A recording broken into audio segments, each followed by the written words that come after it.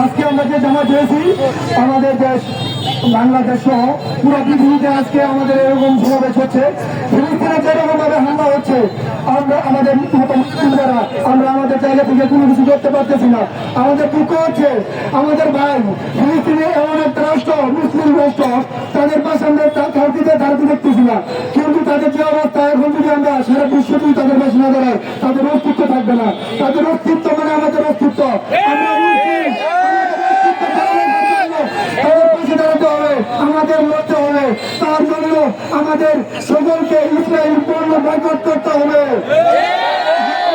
সকল ব্যবসায়ী ভাইদেরকে আমি বিশ্বাস ঘোষণ করে বলছি, যারা ইসরায়েলি পণ্য বিক্রি করতে চান তারা এই সকল পণ্য থেকে বিরত রাখুন। আপনাদের প্রতিষ্ঠানগুলোকে এরকম কোন ইসরায়েলি পণ্য বিক্রি করবেন না। যে টাকা আমাদের বাংলাদেশের মুসলিমের একটি টাকা ইসরায়েলদের হাতে যাক, আমরা এটা চাই না। এগুলো আমাদের বক্তব্য শেষ করতে।